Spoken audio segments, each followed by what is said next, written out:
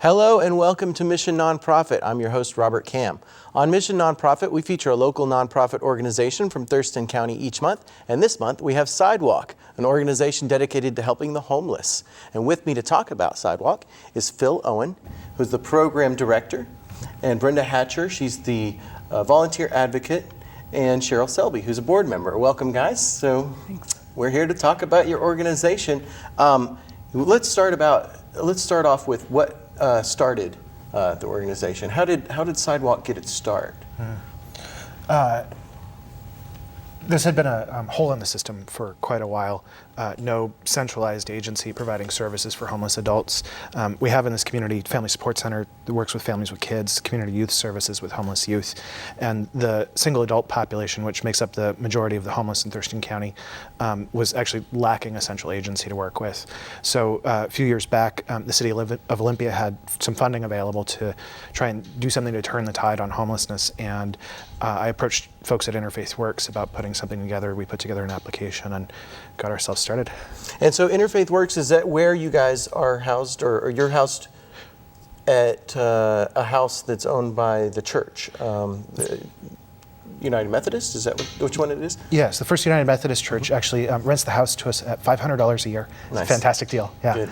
And we currently operate as a program of Interfaith Works, but have obtained their blessing to move forward and incorporate. So our state incorporation papers, I believe, have gone in this week, and we're getting started on our process for the IRS application for nonprofit status. Okay, good. Yeah. And Interfaith Works, isn't that like a group that's all of the local churches are a part of? Is that? A lot of them, yeah. Yeah. They're an association of faith communities and their members. Yeah. All right. Mm-hmm. And so you have this house, and it's over by the Capitol area. Is that where the house? Legion? Legion. East, sort of into just a little bit into the east side neighborhood, Okay. just up from downtown. Okay. Yeah. And so, but your objective is to find housing for homeless people that are on the streets. Mm-hmm. And so we call that emergency housing, or what is the term we use that? We call it rapid rehousing. Rapid is rehousing. The bulk of the work Yes. that we do. And what that does is it takes a very small amount of short-term rental assistance, matches it up with case management for follow-up support to move someone into housing and get them settled and stable and moving forward with their lives. Okay. Yeah. And most of this is volunteer driven, right? All of the direct client services are done by volunteers. So direct client services, meaning like actually working with a homeless person and getting them on their feet. And Brenda, you are in charge of some of the volunteers and coaching them. Right. My job title is team lead, and we have Monday, Tuesday, and Wednesday, and I'm the Wednesday team lead. And in that role, what I do is I sort of am there for overall assistance. So if I have homeless people come in and they have problems that our greeters, who are the first people who come in and welcome them, if they have a person and they're not really sure if they would work with us and they have questions, then I'll sit down with that individual and work out whatever it is that they're there for. And if it's something we can help them with, then we'll get them an appointment to see an advocate. If it's something that we can't help with, we have many resources for the community that we can give them, at least so if they come in, they walk away with something. And so you can refer them to other organizations that can help them if they fit better there. Right. But I would imagine that you've got to be selective because you want them to be successful getting off of the streets. Right. And so there might be some people you turn away, but you know, in order for us to be able to help them, they have to have some kind of income that allows them to pay rent once they get in housing. So that could be a Social Security stipend, mm-hmm. that could be unemployment. If they're on unemployment for a period of time and they've lost their housing because of unemployment, we get them in. There are funds that help a person sort of make it until the Social Security has kicked in, which is about $200 a month, which isn't much. So then what we can do is we can work with them and try to get them housed so that once Social Security kicks in, then they're able to pay their rent. So that's the first thing we have to determine, is that the person will, once we get them into housing, can maintain that housing. Okay. The really impressive thing about rapid rehousing is it actually works effectively with 80 to 90% of the homeless population. So we do have to be selective about who we take for rapid rehousing, but what that means actually is we're still talking about the vast majority of people who are coming in our door. The other folks who can't be effectively served with rapid rehousing make up 10 to 20% of the homeless population, are more outliers or sort of extreme cases with severe mental illness or severe chemical dependency problems. And we don't turn them away. What we actually have partnerships like with the Drexel House and some other housing providers where we can put them on the waiting list for housing that's longer term, more supportive, more intensive, that would actually meet their needs more effectively than rapid rehousing. So our goal is to serve everyone effectively.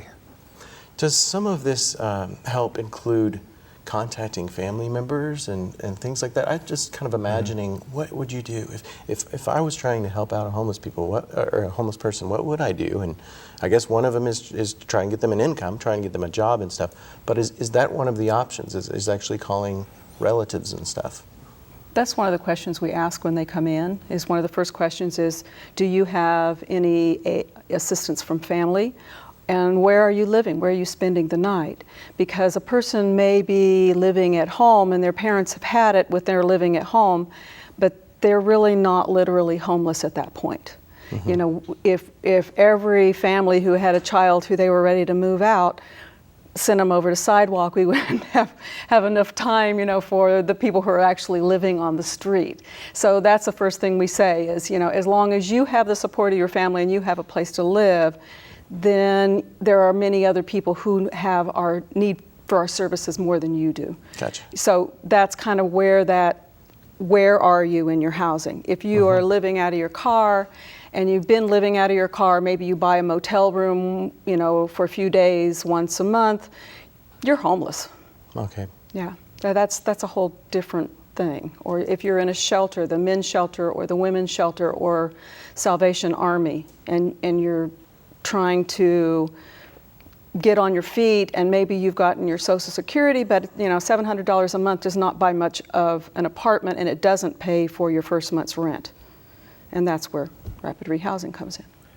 Most of the homeless actually have really strong family connections, but their family members are poor and don't have the resources to help them get moved back to housing. And so that's really a lot of where we come in is to help fill some of that void in terms of the financial resource. Because, you know, anybody who's raised kids into adulthood knows that nobody is financially independent at 18, right? And most of us will have some kind of financial crisis throughout our lives. And there's a certain, like, you know, keeping a savings and other buffers that help prevent us from becoming homeless. Or we have family members who have resource who we can fall back on for a loan. That kind of thing is really common for people in their 20s to call home and say, Mom, I'm late on rent. Can I get a hand, right? Yeah. And the thing about some people don't have family that has those kinds of financial resources to fall back on. So if we can offer just a little bit of assistance like a family member would, that helps them get their foot in the door back into housing. Their family provides some of the social kinds of supports. And then our volunteers provide follow-up support around budgeting and building that savings that prevents the next episode of homelessness. Let's talk a little bit about how much money you have to help these, help out with the rapid rehousing. And Cheryl, you help out with the fundraising and maybe the paperwork. We're like a founding board is what I would consider us now. It's kind of an advisory committee / board as Sidewalk launches off into its own nonprofit status. So the goal is somewhat administrative, but as well as fund development. And I can bring that perspective of the private sector and some of the connections that I've made in the community over the years to increase their capacity to, you know, get more people into homes. Yeah. So it's been great. But you guys do at some point give financial assistance, but it's not much. Am I correct? What can you provide? It averages $1,200 a person altogether. For a year? $1,200 total that can be spread out for up to a year. But the average cost per person to resolve homelessness right now is about $1,200. Okay, so you take $1,200 and you use it the best you can to get them into a situation where, you know, they have a roof over their heads. And some of that needs, you need to hook them up with roommates and stuff. So that's one of the things you do. Talk a little bit about that process. How are you able to effectively, you know, set them up with the right person? Honestly, our clients find housing themselves. As soon as they know that that little bit of assistance is available, they get real motivated real quick. And Brenda, tell me if I'm wrong on this. Like, oftentimes the clients found something before we got the paperwork done. Right. Yeah. You say, you help people find homes. Well, that's really not as accurate as we help people get into homes, because the finding of the apartment sometimes is a really big challenge.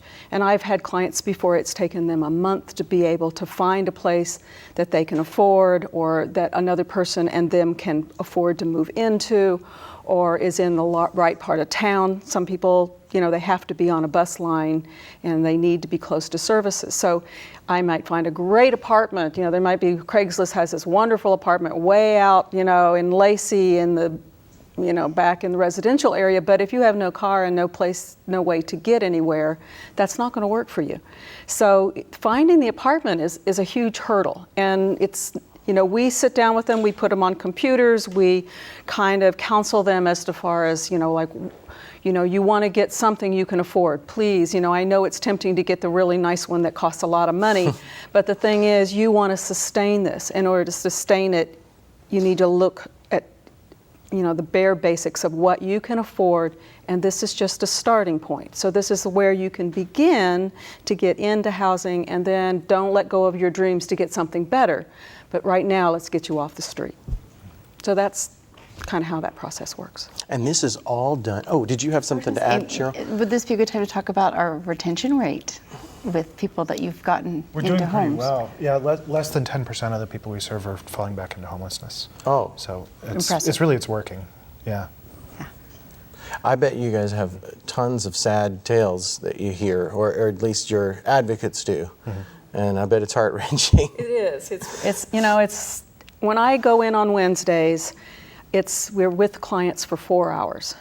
And during that 4-hour period, the people we talk to have serious problems. I mean, it's like their problems have to do with their mental health. They have to do with loss. Whether it's a family member who died, and then once the family member died, they lost their benefits. And so all of a sudden, not only did they lose their family member, but they also lost their home. So it's like their money went with the death, and they're just stranded. But everybody comes in has a serious situation. And so for 4 hours, that's what we do. We work with people in their serious life circumstance, and we do whatever we can to help them resolve problems. And I want to also emphasize that we help them solve problems. That really our job as advocates are to help the individual do what they want to do. So if I have a person who comes in and they have serious mental illness problems, they have serious long-term homelessness, I can't really change that for them. They have to be ready to make that change for themselves. I'm not there as their life-changing counselor. I'm there to assist in any way I can, and some people literally are not ready. The thing though is we don't have to actually accomplish those kinds of changes for someone to get into housing, right? For someone who comes in with severe mental illness, we get them on a waiting list like for the Drexel House, and try and tie in with the mental health system as they're moving in later down. Yeah, Drexel House is a project of Catholic Community Services, and they offer longer-term supportive housing. And it's a little more intensive than what we offer in our rapid rehousing program. So if a client's not, like Brenda described, is not a good candidate for rapid rehousing, we have some other options to look at. They take a little longer right now. But the thing is you got to imagine everything that we get out of a home, the kind of stability and peace of mind and readiness to face the day. If you think about a hot shower in the morning and your coffee pot and how that gets you ready to get up and moving for your day, offering that first before we start to tackle a lot of the other challenges around mental health or finding a job or getting drug treatment, that housing piece is the key first step. And so it's a struggle for some of our folks who have the more serious mental illness because the waiting lists are long right now. But we're working to tackle that. And if we can get them into housing first, then there's a lot of opportunity for additional, like for the mental health services to be able to do their job really well. I just wanted to mention the website. We're going to take a little break, but I wanted people out there to know where they can find more information about you, and that is at www.walkthurston.org. So they can go there, and if people are if they're homeless themselves, then they could contact you. If they want to volunteer as an advocate, they could give you guys a call, or if they want to financially help you guys out, right? You need that. Absolutely. Donate. So let's just take a little break, and we'll be back and talk more about Sidewalk.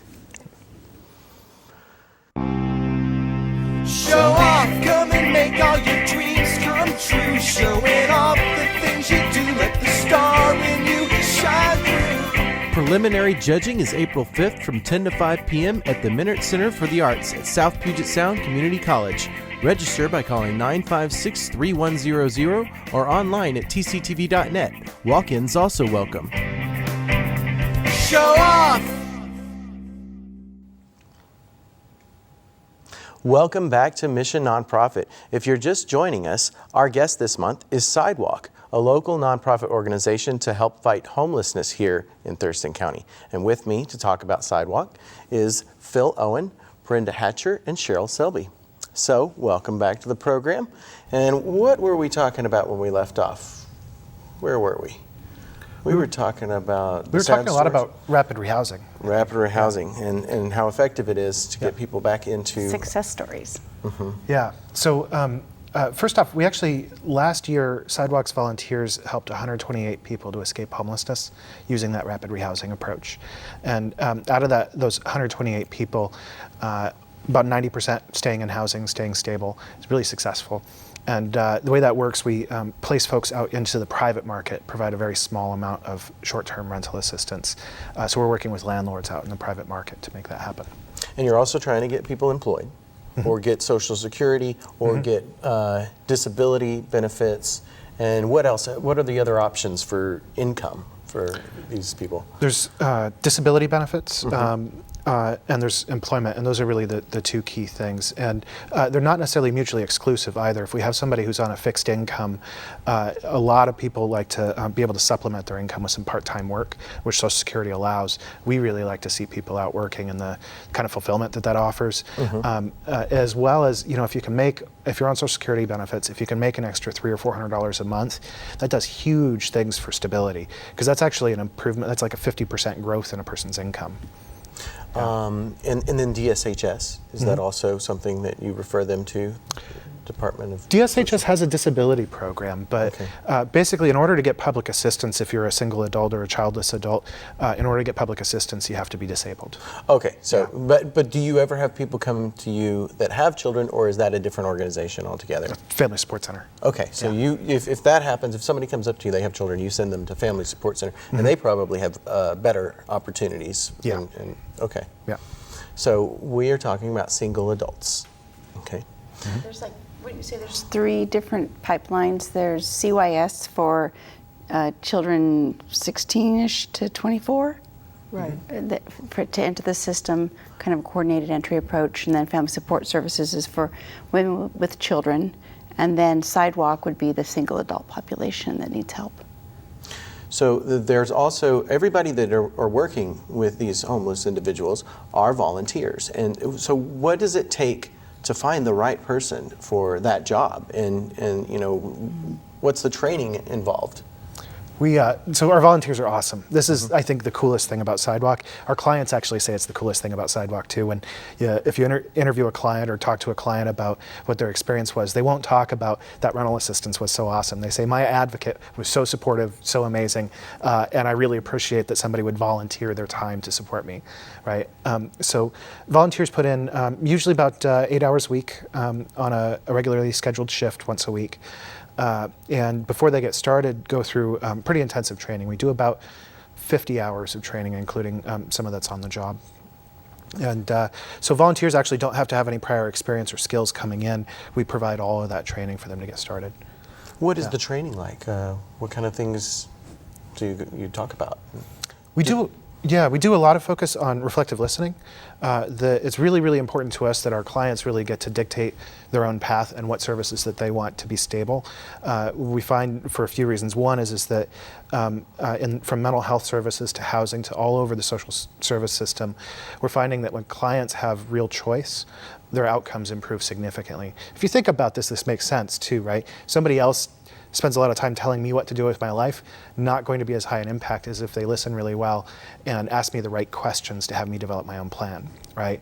So a lot of our training is focused around reflective listening and asking really tough, really sharp questions that have people really think through their plans, develop really effective plans that they're likely to follow through with. That's the focus of it. Let's go back over your hours of operation. Your guys are located in a house that you got a really great deal from United Methodist, First United Methodist Church, and then you're open Monday, Tuesday, Wednesday, and 4 hours a day. What are the hours? 10 to 2.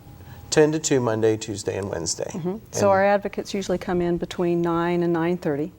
And then we have a meeting for about 30 minutes where we catch up on what's going on with other days and what changes have been made or whatever. And then starting at 10, then we start having scheduled appointments.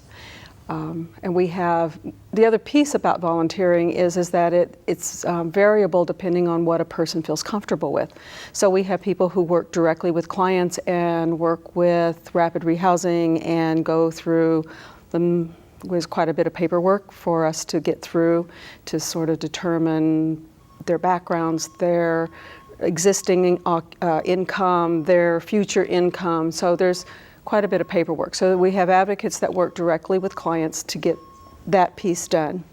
Once that rapid rehousing funds have been approved, then those people go into post-housing or they've been housed, so housed individual. And then we have different advocates that then take those clients then forward, call them up, check and see how things are going. If they say a roommate moves out and all of a sudden their housing is jeopardized, well then we have an advocate that can kind of hook them up maybe with other people who are also looking for housing. So that piece of it is helpful in the stability after they've been housed. Then when we have a whole other group of people who greet, people walk in, they give them coffee, they give them something to eat, and it's just, that's, I think, kind of the heart of Sidewalk is that greeting and that welcome.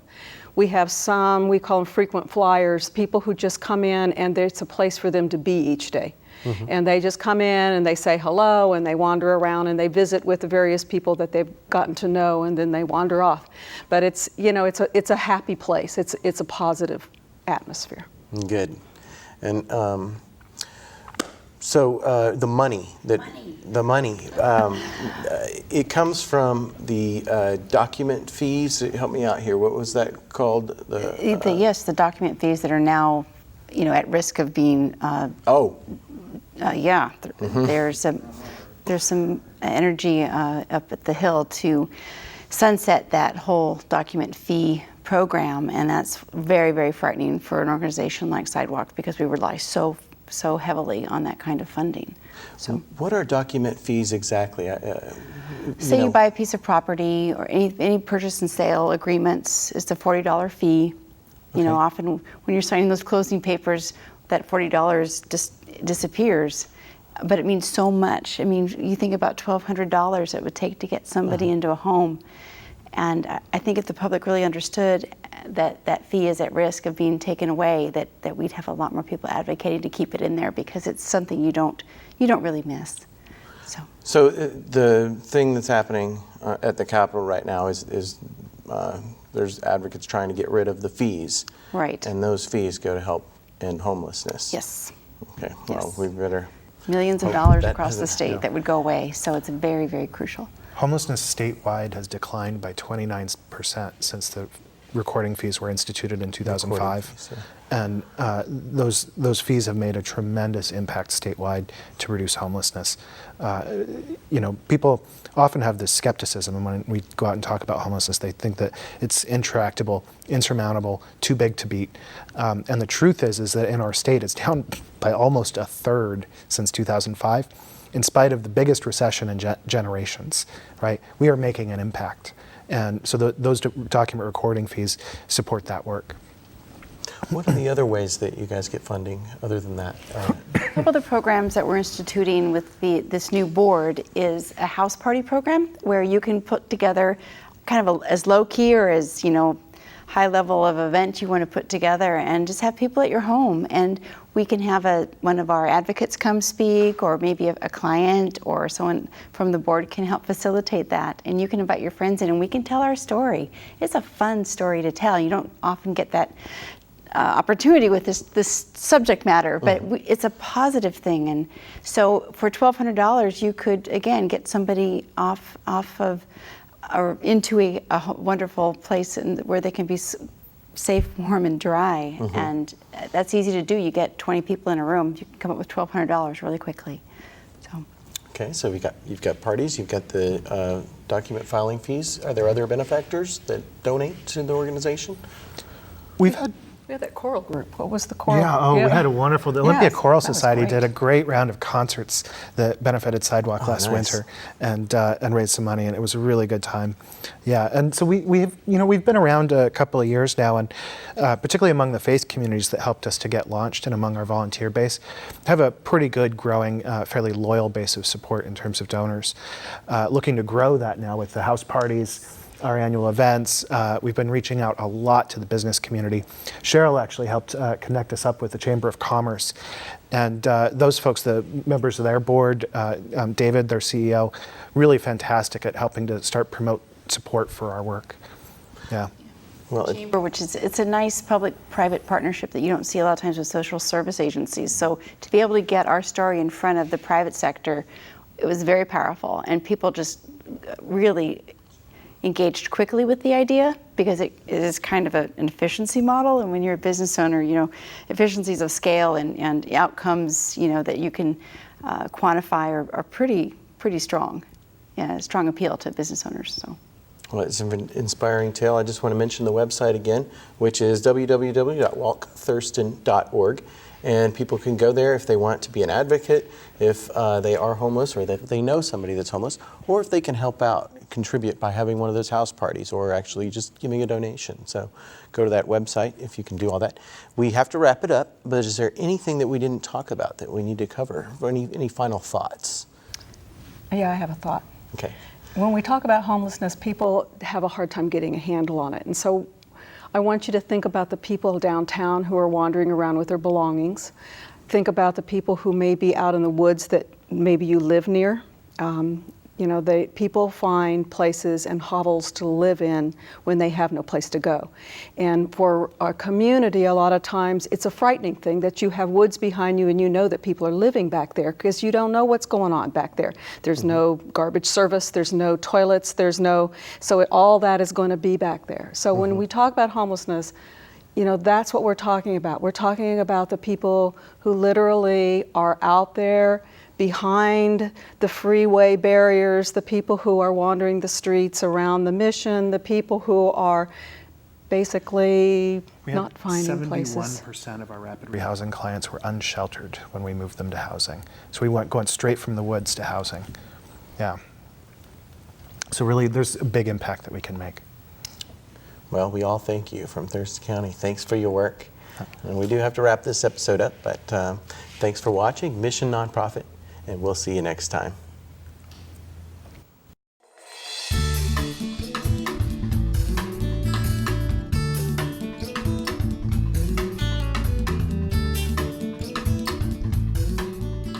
If you know of a local nonprofit that's making a difference in our area, give us a call at 956-3100 extension 103 or send an email to rkam@tctv.net.